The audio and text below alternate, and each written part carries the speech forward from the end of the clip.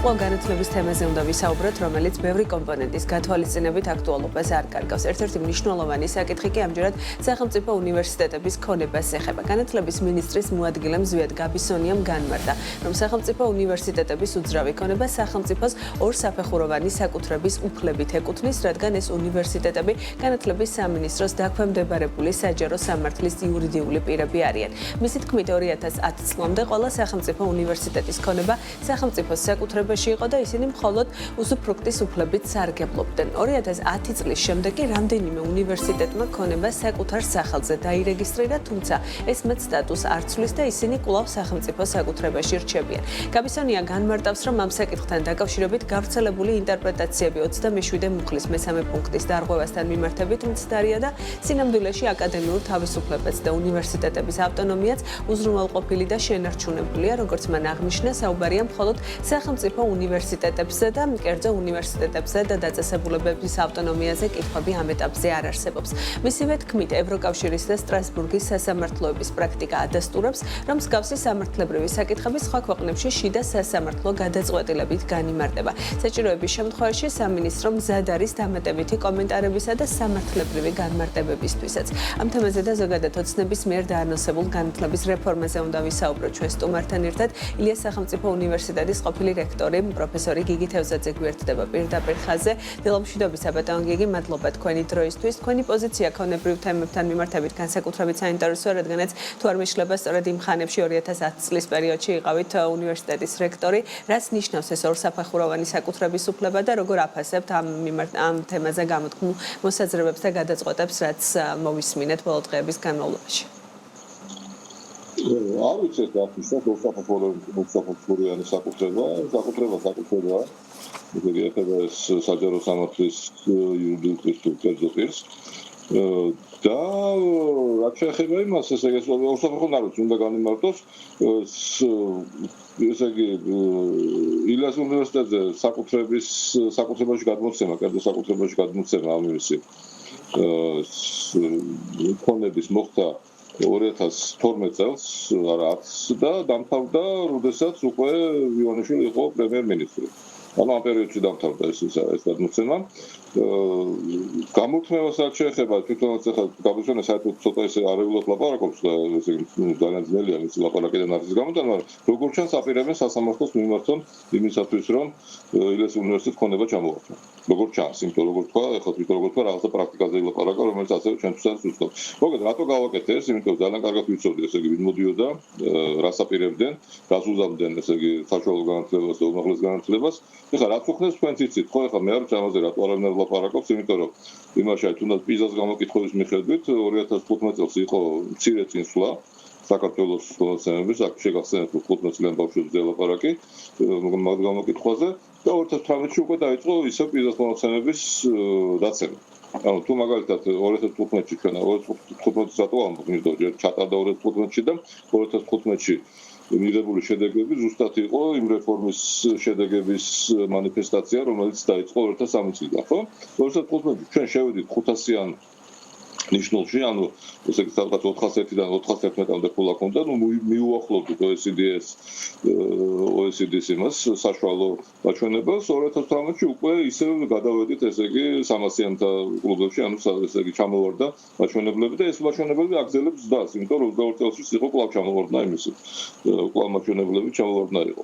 ანუ ეს არის რეალურად, ნუ ციფრები კარგი ამ შემთხვევაში, კარგად მეტყოლებენ, თან თუ გავთვალისწინებთ იმას, რომ საქართველოში შერჩევაში, რომელიც ამ პიზაში იღებდა მონაწილეობას, არ იყო ესე იგი ფლატ ესე იგი პირველი ლიგის სკოლები არ იყვნენ შერჩეულები, ანუ ძალიან ბევრი იყო რეგიონებიდან, მაგრამ ნუ ყველა შემთხვევაში მაინც 2015-ში პიზა მაჩვენა ჩვენი შედეგებიც და უმაღლეს სასწავლებლებს რაც შეეხება, აქაც ახლა იცით თქვენ რომ ესე იგი მნიშვნელოვანი წინსვლა იყო, იმიტომ რომ გამოჩნდნენ ჩვენი უნივერსიტეტები რეიტინგებში, კონკრეტულად ილიას უნივერსიტეტი გახდა პირველი რეგიონში ძალიან ბევრი მახასიათებლებით, განსაკუთრებით რაც შეეხებოდა ეს კვლევას. და ასე შემდეგ. ეხლა რაც შეეხება ქონებას, ეხლა როდესაც ეს გადაცემა დამთავრდა, მაშინ მე მგონი ხუმსიშვილი იყო იმას ეკონომიკის მინისტრი, ესე იგი მხოლოდ შეხვედრა მივედი, მითხრა ესეთი რაღაცა, რომ აბა ეხლა გითხარით რომელი შენობები არ გჭირდებათ. მე ვთქვი ეს ყველა გჭირდება და თქვენ რა გინდათ ამ შენობებისგან? იქ იყვნენ მისი იურისტები, რომელთაც დაუდასტურეს, რომ ჩვენი თანხმობის გარეშე სახელმწიფო ვერანაირ ჩვენ ქონებას ვერ მიიღებდა. არ ვიცი ახლა რას აპირებენ. შეიძლება სასამართლოს მიმართონ, როგორც ახლა ესე იგი გამოვიტანენ ესე იგი აზრი გამისონიეს იმიდან, ლაპარაკიდან, შეიძლება კიდე სხვა რაღაცა გააკეთონ. ყველა შემთხვევაში ამას ქვია ძალიან ცუდი სახელი და ამის ცუდი სახელი არის ნაციონალიზაცია. უნივერსიტეტის საჯარო სამართლის იურიდიული პირის ფონდების ნაციონალიზაცია. მე ამას ვერ ვხვდავარ. რა შეიცვალა რეალურად უნივერსიტეტების ქონებრივი, რამდენად შეიცვალა უნივერსიტეტების ქონებრივი დამოუკიდებლობა 2010 წლის შემდეგ, როდესაც თქვენს უნივერსიტეტების სახელზე დარეგისტრირდა. რამდენად მნიშვნელოვანია ეს და ახლა რა გამოწვევების წინაშე შეიძლება დადგეს სექტორი? ზუსტად ის არის, რომ ესე იგი სახელმწიფო ვერ ჩაგერევა, ვერ წაგართმევს, ესე იგი ვერ იმას იზამს, საკუთარი ეკონომიკური თუ კორუფციული ინტერესებით ვერ გამოგვართოს ქონებას, რომელიც განვითარებოდა შენ გაგდახარჯული ფული, ეს შეიცვალა. ანუ ჩვენ გავხდით ძალიან დამოუკიდებლები და ახლა ხედავთ, ესე იგი 2012 წლიდან დიდი ხნის განმავლობაში, ახლა 25 წელია ხო, ამაზე ლაპარაკი არ იყო. ლაპარაკი ამაზე იყო, მაგრამ ვერაფერს ვერ აკეთებდნენ. ნუ ახლა ეთქობა გადაწყვეტეს, რომ რაღაცა შეიძლება გააკეთონ და ილეს უნივერსიტეტს ჩამოართვან ქონება, ნუ თქვენ იცით რატომაც ხდება ქონების ჩამოართვა. ამაზე არ გავაგზავნებ, მაგრამ ეს არის რთული პროცესი, ეს არ არის ორიგინალური პროცესი და ყველა შემთხვევაში ამას უდის, ესე იგი იმისი ბოლშევიკების და ნაციონალიზაციის ესეთი საკმაოდ ბრალი სუნი.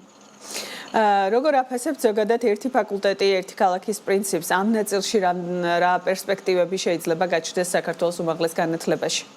იცით, პერსპექტივები არ გაჩნდება, ესე იგი ხოლმე პერსპექტივები იხურება ამითი, იმიტომ რომ ეს საერთოდ ესე იგი მე არ ვიცი ესე იგი რომელი მსჯელობის, რომელი ესე იგი უკუღმართი და სულელური მსჯელობის შედეგია, რომ თუ კი ერთ ქალაქში მხოლოდ ერთი ფაკულტეტი იქნება კონკრეტული მიმართულებით, ეს რაღაც კონკურენციას გაზრდის. ნუ სისულელია, ეს არანაირ კონკურენციას არ გაზრდის. თუ კი უმაღლესი განათლება დღეს საქართველოში რამე არის და რამის ნიშნავს, მხოლოდ იმიტომ, რომ იყო ძალიან დიდი კონკურენცია და არის დღესდღეობით ჯერ კიდევ, ესე იგი სადღაც იმის ინდექსზე გამდენ, ჯერ კიდევ არის კონკურენცია უნივერსიტეტებს შორის. ვაშოს ეს კონკურენცია უნივერსიტეტებს შორის იყო კერძო უნივერსიტეტებსა და სახელმწიფო უნივერსიტეტებს შორისაც, ანუ აქ არ იყო გაყოფილი ეს ამბავი.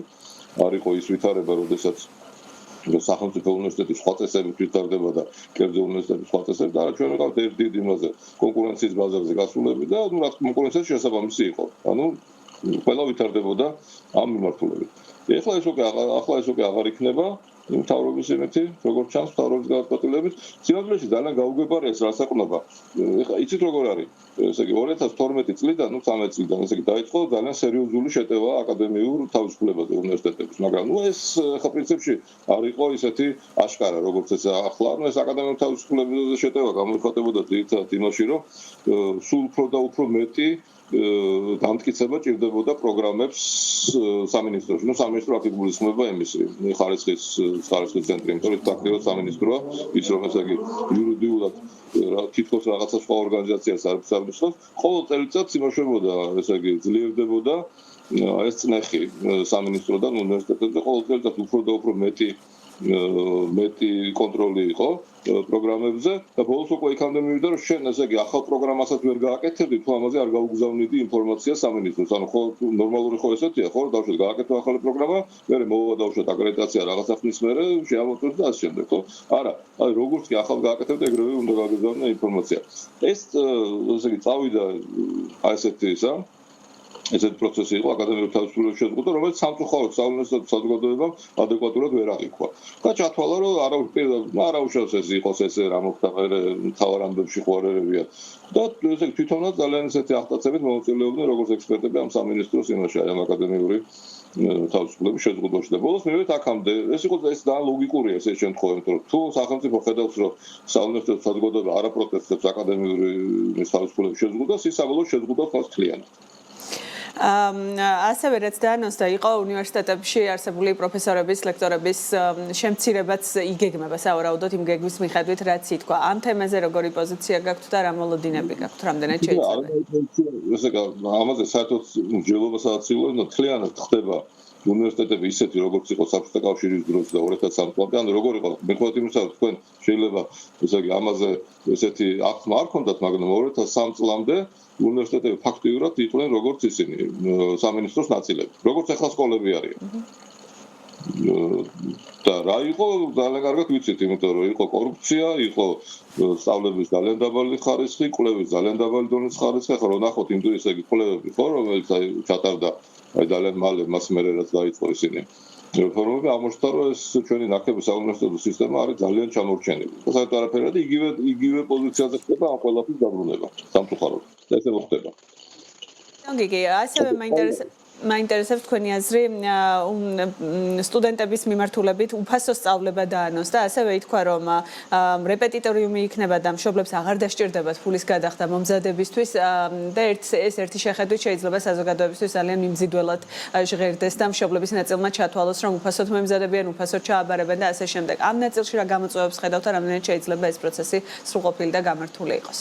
პირველი ეს არის ევროპულ სივრცესთან დაშორება, პირველი და ყველაზე მნიშვნელოვანი, იმიტომ რომ ამის შემდეგ ქართული საშუალო სკოლის დიპლომი აღარ ჩაითვლება სათანადოდ და იმიტომ 11 წელი იქნება სწავლა და 12, თუმცა სახელმწიფო ამბობს, რომ ესე იგი 12 კლასზე მოთხოვნის მიხედვით შედგება და გაურკვეველი ეს მოთხოვნა რა იქნება, როგორ იქნება და ისევ სამინისტრომ უნდა გადაწყვიტოს კონკრეტულ სკოლაში იყოს თუ არა 12 კლასი, ეს პირველი. მეორე, უფასო არაფერი არ არის, ეს არის გადასახადის გადახდელთა ფული და ესე იგი ისევ ხდება გადასახადების ჩვენს მიერ გადახდილი გადასახადების არასწორი და ჩათვალოთ ასე დანაშაულებრივი გამოყენება.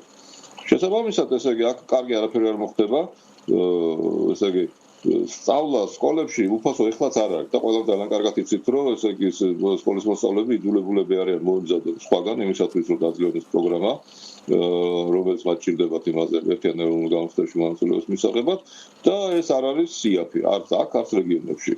როგორ აპირებს სამინისტრო ამ პრობლემების გადაწყვეტას ეს არ ჩანს, როგორც მათ არ უნდათ, არც უნდათ ერთადერთი რისი დასკვნითი გამოტანა შეგვიძლია ჩვენ მთელი ამ ყველა ბოდვისაგან, რასაც სამინისტრო ამბობს ეს დღეები, ეს არის ძალიან სუბიექტური გადაწყვეტილებები და ეს ძალიან სუბიექტური გადაწყვეტილებები ეფუძნება იმ სურვილს, რომ აღადგინონ ის სტატუს კვო, რომელიც იყო 2003 წლამდე. ხარისხის ზრდასთან რა კავშირი აქვს ამ ყველაფერს? განათლების ხარისხის და თქვენ საუბრობდით შედეგებზე და ვიცით, რომ ძალიან მძიმე შედეგები გვაქვს სასკოლო მიმართულებით, როგორც მასწავლებლების, ისევე მასწავლებლების. ხარისხის შემცირებასთან გვაქვს ძალიან დიდი კავშირი და შემცირდება სწავლების ხარისხი. ახლა თქვენ ნახავთ, ახლა შეიძლება საერთოდ პიზას ჩატარება აკრძალონ, აი ამ ხელისუფლებაში, მომავალ იმაში, მომავალ თვეებში, მაგრამ აი ხო ხედავთ როგორ არის, ესე იგი იქიდან 2022-ში ჩატარებული კვლევა აჩვენებს, რომ ჩვენ ფაქტიურად ესე იგი მივედით იქამდე. და ზოგ შემთხვევაში უკანაც წავედით 2009 წლის მდგომარეობამდე. აი მაგალითად უკვე მეცნიერებაში 2009 წელში იყო 404 კულა საქართველოში და სხვა ყველაზე კარგი შედეგი იყო ეს სკოლებში, სამ შედეგში, ანუ ეს კითხვა, მათემატიკა და მეცნიერება. 2022-ში იყო 384 კულა. ანუ ჩვენ ესე იგი ძალიან კარგად ხედავთ, რა მოიტანა ქართული ოცნების იმან, ესე იგი წვალებამ სასკოლო განათლების მიმართულებით. ესე იგი 2009 წლის დონეც კი არ არის, ლაპარაკი არ არის იმაზე, რომ 2015 წლის დონე არ არის. 2009 წლის დონეზე დაბრუნებთ უკვე. და ალბათ აი ესე ნელ-ნელა მივიღოთ ნელ-ნელა იმ 2003 წლის 3 წლამდე მდგომარეობამდე, რაც იყო ვარდების რევოლუციამდე და აი ამ განათლების სისტემების სერიოზული გაჯასახების მცდელობებამდე. მადლობა ბატონო გიგი თქვენი დროისთვის და პასუხებისთვის. გიგი თევზაძე, ილიას სახელმწიფო უნივერსიტეტის პროფესორი და ყოფილი რექტორი გვერდთვებოდა და პასუხობდა საქმიანი დილის შეკითხვებს.